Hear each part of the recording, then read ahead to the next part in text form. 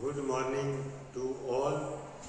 Government college for girl Rania की online video classes में आप सभी का एक बार फिर स्वागत है। आज हम बीए फाइनल इकोनॉमिक्स का नेक्स्ट टॉपिक करने जा रहे हैं और ये जो है अपना टॉपिक, ये आपकी जो सिलेबस है CDLU का, उसके अनुसार 4th चैप्टर है आर्थिक विकास में बाधाएं या ऑब्स्टेकल्स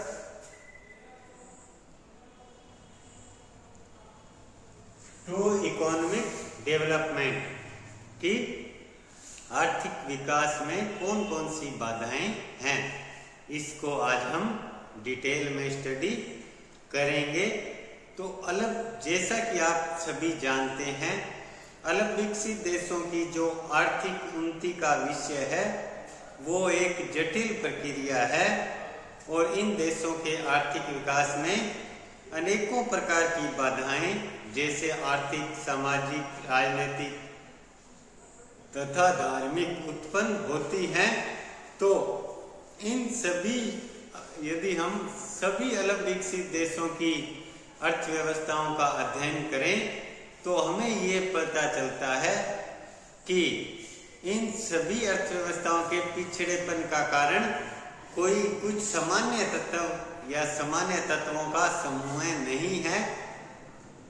इसमें कुछ तत्व होते हैं जो सभी अर्थव्यवस्थाओं के पिछड़ेपन में समान रूप से भूमिका निभाते हैं, परंतु सभी अर्थव्यवस्थाओं के पिछड़ेपन के लिए वो सभी तत्व जिम्मेवार नहीं है।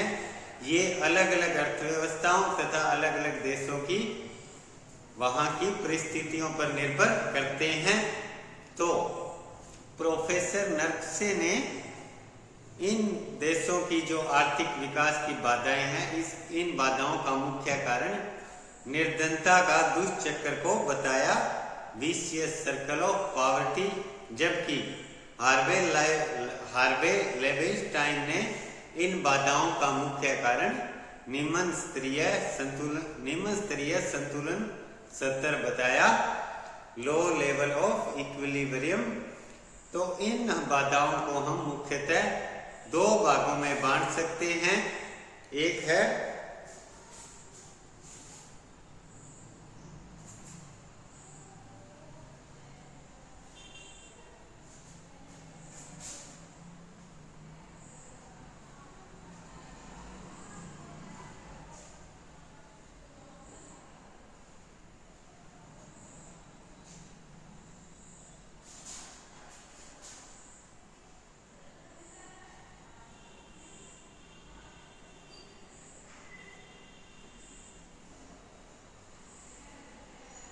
इकोनॉमिक ऑब्स्टेकल्स और दूसरा है नॉन इकोनॉमिक ऑब्स्टेकल, यानी कि आर्थिक बाधाएं तथा अनार्थिक बाधाएं।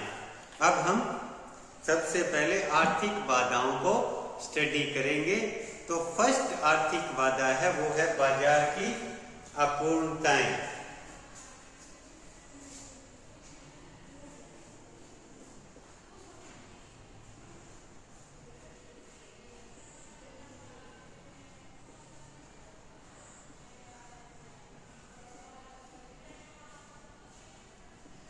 बाजार की अपूर्णताएं या मार्केट इम्परफेक्शन। एक अपूर्ण बाजार वह होता है जिसमें उपलब्ध संसाधनों के अनुचित वितरण के फलस्वरूप इष्टतम उत्पादन संभव नहीं होता, यानी कि अपूर्ण बाजार हम उसे कहते हैं जिसमें साधनों का इस प्रकार से अनुचित वितरण किया जाता है कि जितना मैक्सिमम उत्पादन होना चाहिए उतना उत्पादन नहीं हो पाता। तो बाजार की इन अपूर्णताओं से हमारा अभिप्राय, जैसे साधनों की अगतिशीलता, साधन अगतिशील होते हैं, कीमत अस्थिरता, इन बाजारों में कीमत अस्थिरता रहती है, बेलोसदार आर्थिक ढांचे इस प्रकार के होते हैं कि उनमें आर्थिक परिस्थितियों में जब परिवर्तन होता है तो उस हिसाब से परिवर्तन नहीं आ पाता और इसके अतिरिक्त एकाधिकार की उपस्थिति, इन बाजारों में एकाधिकार पाया जाता है।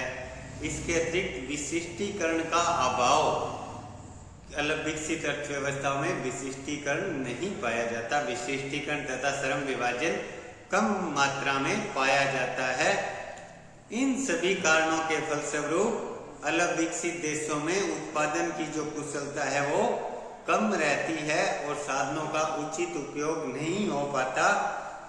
तो अब हम देखेंगे अलग विकसित देशों में कौन कौन सी अपूर्णताएं बाजार में पाई जाती हैं। तो इसमें फर्स्ट पॉइंट के अंतर्गत फर्स्ट जो है वो है साधनों की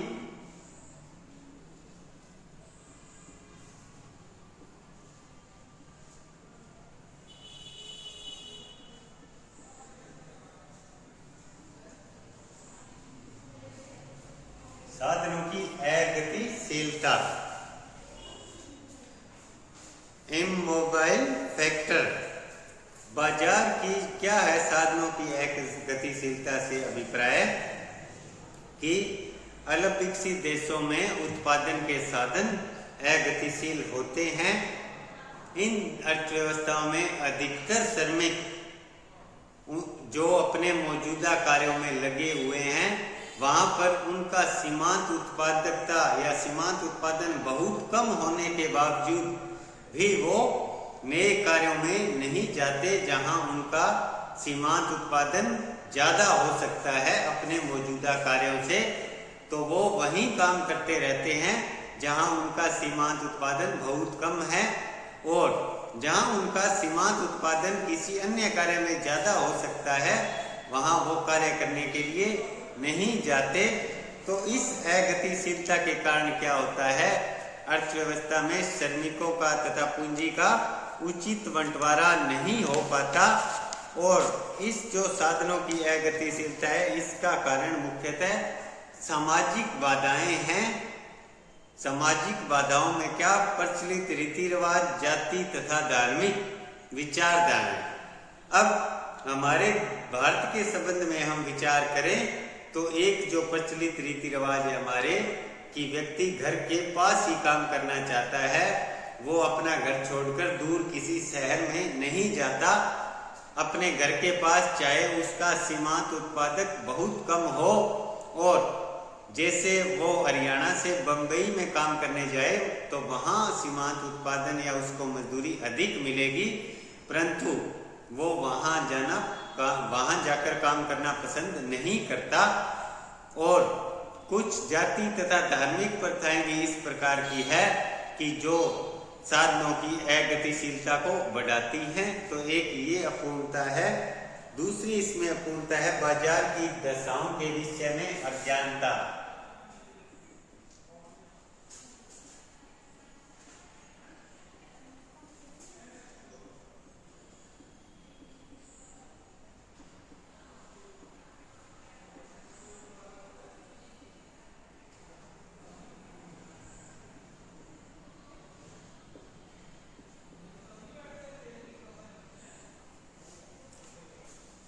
बाजार की दशाओं के विषय में इन अलग विकसित अर्थव्यवस्थाओं में अज्ञानता पाई जाती है। कैसी अज्ञानता की श्रमिक को रोजगार के विभिन्न स्थानों पर जो विभिन्न अवसर होते हैं उसके बारे में पता नहीं होता। उन्हें यह ज्ञात नहीं होता कि रोजगार के अधिक अच्छे तथा उत्तम अवसर कहाँ हैं।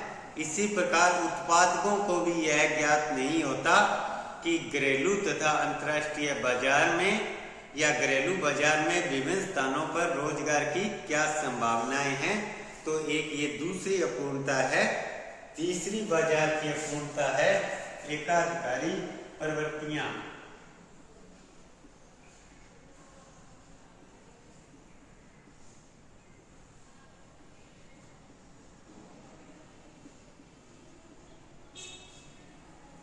एकाधिकारी प्रवृत्तियां या मोनोपोलिस्टिक प्रैक्टिसेस। तो एकाधिकारी प्रवृत्तियां क्या होती है, अलग विकसित देशों में आप सभी जानते हैं उद्यमियों की संख्या बहुत कम होती है, तो इनकी कम संख्या के कारण केवल जो बहुत थोड़ी संख्या में उत्पादक होते हैं वो बाजार पर एकाधिकार स्थापित कर लेते हैं। तो जैसा कि आप सभी जानते हैं एकाधिकार में जो उत्पादन है वो इष्टतम नहीं होता।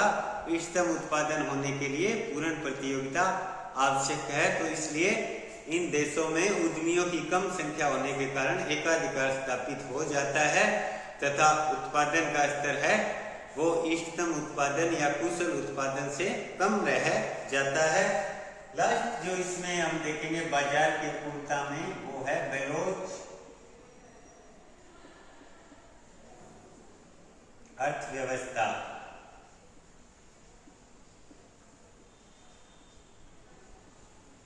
अलग विकसित देशों की अर्थव्यवस्थाएं हैं वो अधिक बेलोचदार हैं। इन अर्थव्यवस्थाओं में जो कुल उत्पादन का ढांचा है वो धनी देशों की तुलना में अधिक स्थिर रहता है, यानी कि पूर्ति के अनुसार या आर्थिक परिस्थितियों में परिवर्तन होने पर उसमें कोई भी परिवर्तन नहीं आता। तो ये बेलोच ढांचा है, इसमें पूर्ति की लोच है वो कम होती है और उद्यमियों की संख्या कम रहने के कारण उत्पादन की पुरानी प्रवृत्तियां तथा तकनीकें काम में लाई जाती हैं। और ये जो बाजार की उपरोक्त अपूर्णताएं हैं जो हमने अभी देखी, ये एक निर्धन देश को निर्धन बनाए रखती हैं और इस कारण इन देशों में साधनों का इष्टतम उत्पादन या प्रयोग नहीं हो पाता।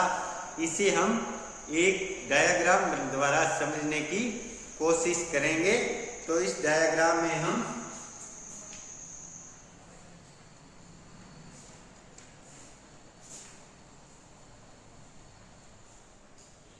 ये OX एक्सिस लिया हमने, ये OY एक्सिस। OX एक्सिस पे हमने राइस और OY एक्सिस पे व्हीट लिया है।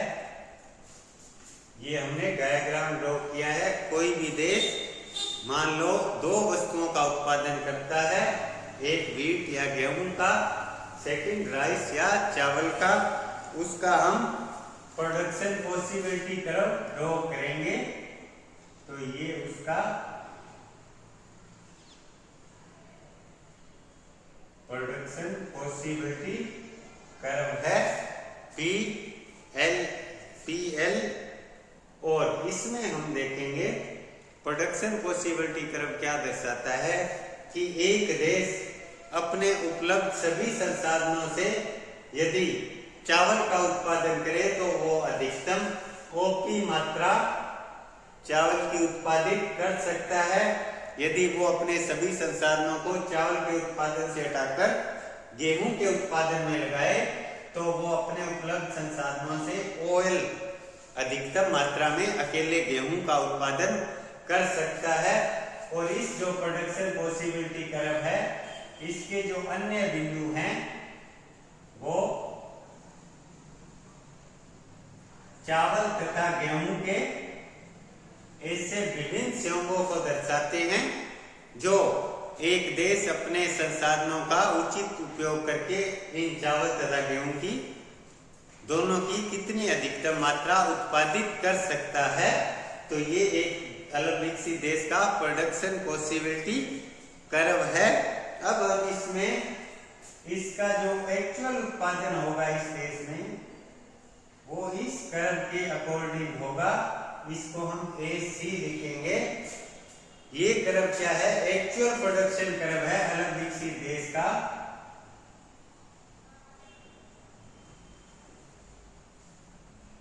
इससे हमें क्या पता चलता है कि अब वही देश अपने सभी संसाधनों का उपयोग करके OC मात्रा में गेहूं उत्पादन कर सकता है और उन संसाधनों से OA मात्रा में चावल उत्पादन कर सकता है। परंतु जो उत्पादन की संभावना है उस देश में अपने संसाधनों से वो तो PL रेखा या PL कर्व द्वारा शो हो रही है, परंतु एक्चुअल में वो इस लाइन पे उत्पादन करता है। क्यों? क्योंकि यदि वो अपने उपलब्ध सभी संसाधनों का सबसे अच्छा उपयोगकर्ता, उनका इष्टतम उपयोगकर्ता, तो उत्पादन इस रेखा के अकॉर्डिंग होता। परंतु हमने जितनी उपरोक्त बाजार की अपूर्णताएं देखी, इस कारण वो अपना उन संसाधनों का इष्टतम उपयोग नहीं कर पाता, इस कारण उसका उत्पादन कम रह जाता है और वो ऐसी तरफ ही उसकी वास्तविक उत्पादन रेखा है जो उसकी संभावित उत्पादन रेखा से काफी कम उत्पादन है। तो इस दोनों कर्वों के डिफरेंस से हम किसी देश की अलग विकसितता की मात्रा का माप भी कर सकते हैं। तो ये बाजार की अपूर्णताओं के कारण एक देश अलग विकसित रहता है। सेकंड इसका जो आर्थिक बाधा है वो है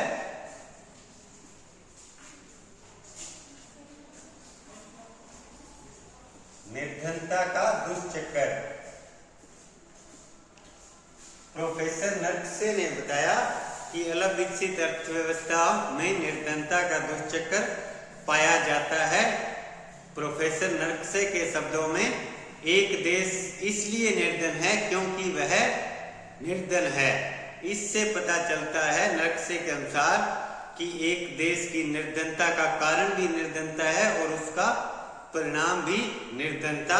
इनमें निर्धनता का दुष्चक्र किस तरह से पाया जाता है ये देखेंगे। तो इन देशों में क्या है,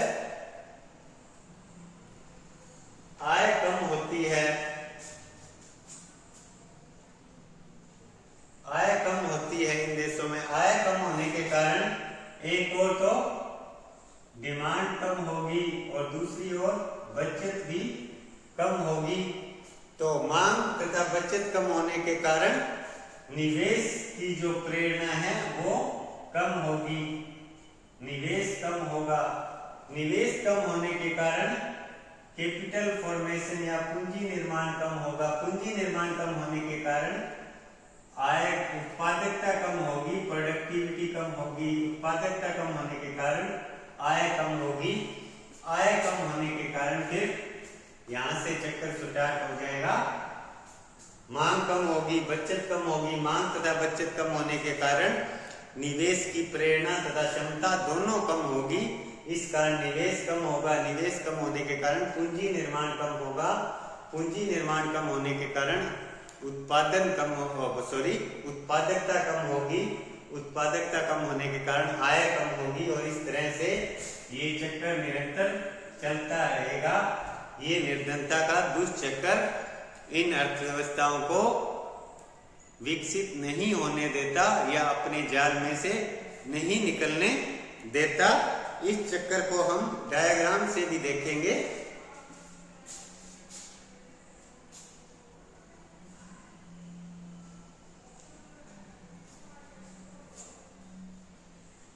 यहां लेंगे हम लो पर कैपिटा इनकम।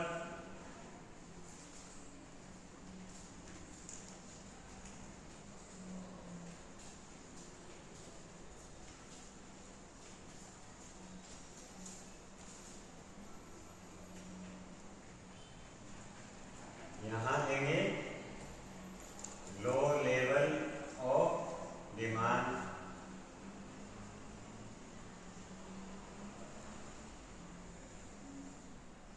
यहां लेंगे लो लेवल ऑफ सेविंग।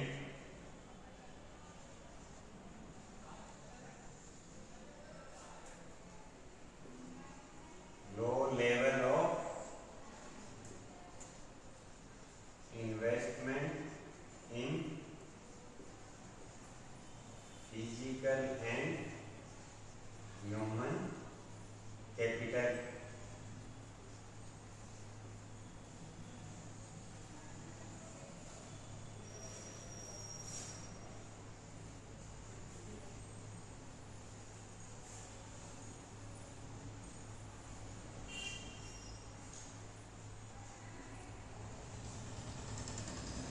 ये निर्धनता का दुष्चक्र है। ये लो पर कैपिटा इनकम से शुरू होता है। प्रति व्यक्ति आय का कम स्तर, इस कारण जो मांग है उसका स्तर कम रहेगा और इसी कारण जो बचत का स्तर है वो भी नीचा रहेगा और मांग कम होने के कारण तथा बचत कम होने के कारण जो फिजिकल तथा ह्यूमन कैपिटल है उनमें इन्वेस्टमेंट बहुत कम होगा। इस कारण उस देश के भौतिक तथा मानवीय साधन पिछड़े रह जाएंगे। इन साधनों के पिछड़े रहने के कारण उस देश में उत्पादकता का स्तर भी नीचा होगा और उत्पादकता का स्तर नीचा होने के कारण उस देश में लो पर कैपिटा इनकम या प्रति व्यक्ति आय कम रहेगी। तो इस तरह से यह चक्र निरंतर गति करता रहता है तथा जो उसका अगला स्तर है वो पहले स्तर से अधिक घातक होता है। इसका प्रभाव क्यूमुलेटिव या संचयी होता है। तो ये निर्धनता का दुष्चक्र है। थर्ड इसमें पॉइंट करेंगे हम, आर्थिक बाधा है वो है पूंजी निर्माण की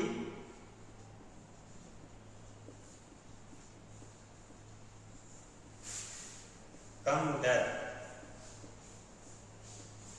किसी भी देश को विकास करना है तो उसके लिए उसकी जो पूंजी निर्माण की दर है वो ऊंची होनी चाहिए, वो काफी अधिक होनी चाहिए। पूंजी निर्माण की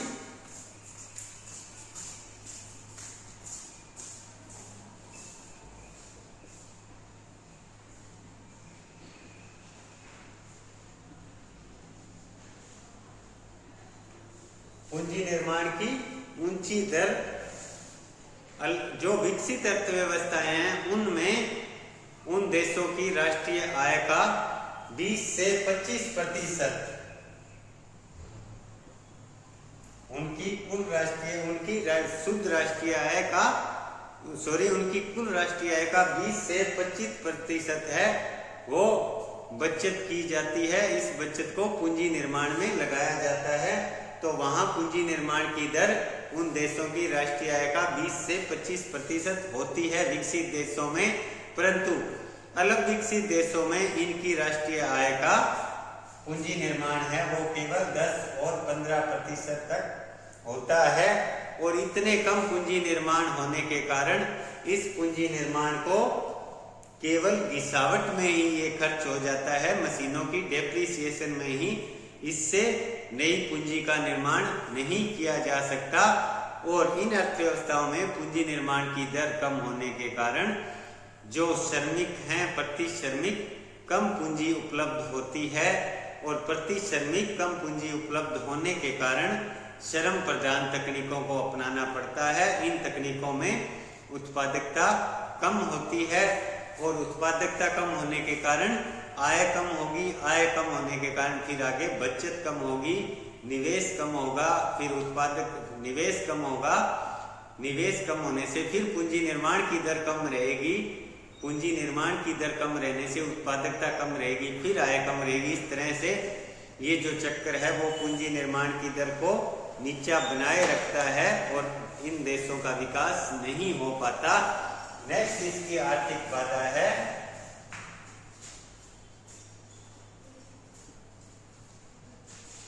जनसंख्या की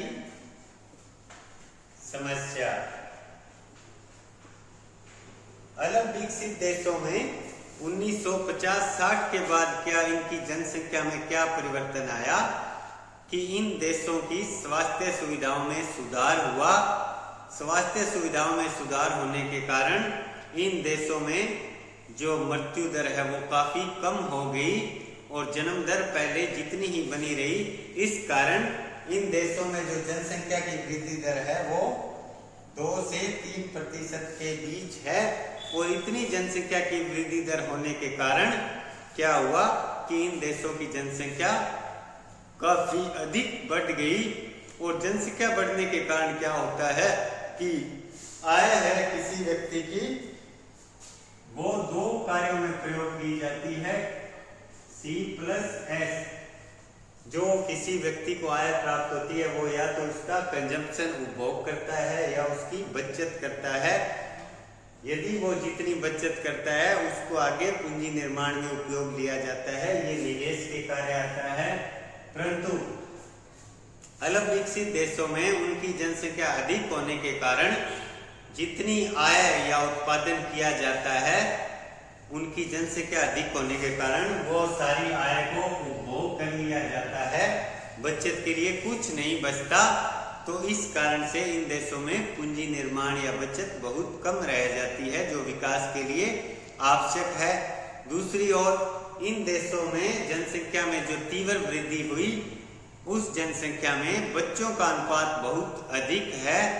तो बच्चे हैं किसी देश की जनसंख्या में, यदि बच्चों का अनुपात अधिक होगा तो उस देश का ओवरऑल जो कंजम्पशन है वो बहुत अधिक बढ़ जाएगा, क्योंकि बच्चे उपभोग तो करते हैं परंतु वे कोई भी उत्पादन नहीं करते। तो इस कारण से जनसंख्या की जो बढ़ती जनसंख्या की समस्या है वो भी इन अलग विकसित अर्थव्यवस्थाओं के जो पिछड़े रहने का एक मुख्य कारण हम कह सकते हैं। नेक्स्ट इसकी जो कारण है वो है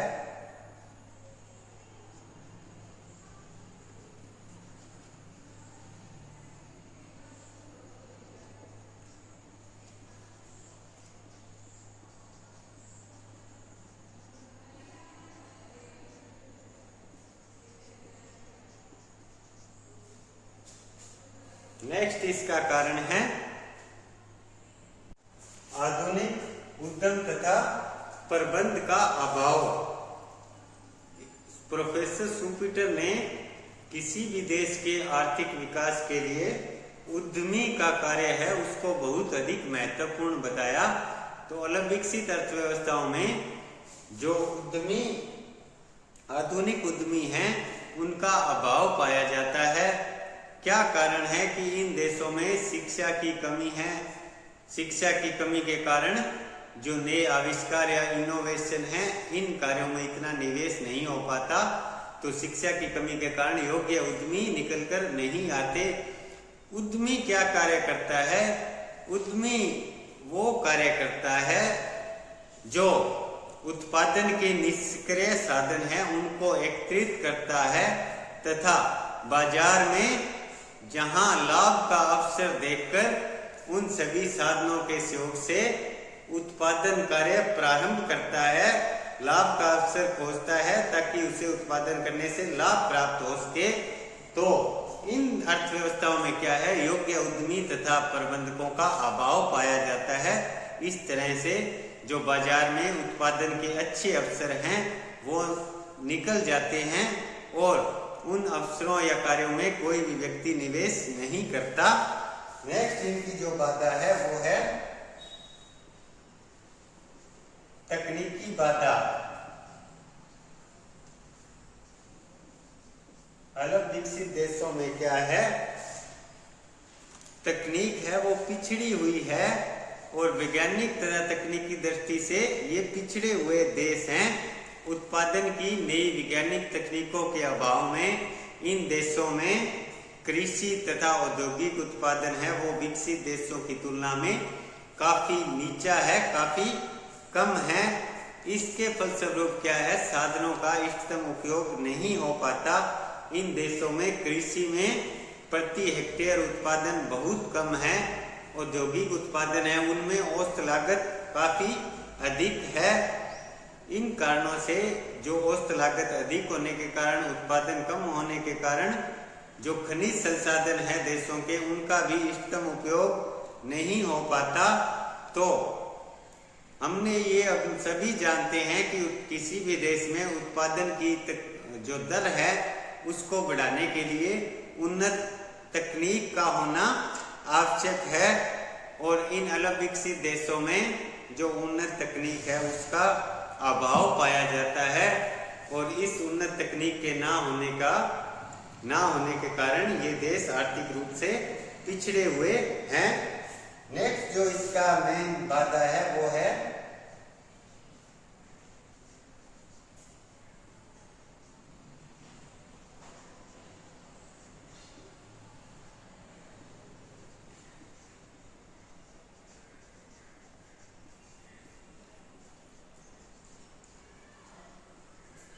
वित्तीय संस्थाओं की अपर्याप्तता। इन देशों में वित्तीय संस्थाओं की अपर्याप्तता या कमी पाई जाती है। वित्तीय संस्थाएं जैसे बैंक, निवेश गृह, म्यूचुअल फंड या और जो फाइनेंस, छोटा छोटा फाइनेंस है, उसको इकट्ठे करने वाली जो संयुक्त पूंजी कंपनियां होती हैं, उनकी कमी पाई जाती है। इनकी कमी के कारण क्या होता है कि इन देशों में लोगों से छोटी छोटी बचतें एकत्रित नहीं हो पाती, और बचतें एकत्रित ना होने के कारण उन बचतों को उचित कार्यों में निवेश नहीं किया जा सकता, और जो व्यापार तथा बड़े उद्योग है उनको भी अपने लिए जो वित्तीय साधन है वो उपलब्ध नहीं हो पाते अपना विकास करने के लिए, क्योंकि इन देशों में बैंक, निवेश गृह तथा म्यूचुअल फंड्स, इन संस्थाओं की कमी पाई जाती है। और विकसित देशों में ये जो संस्थाएं हैं वो अधिक उन्नत अवस्था में तथा अति उच्च विकसित अवस्था में हैं, तो ये इनकी एक मुख्य कमी है।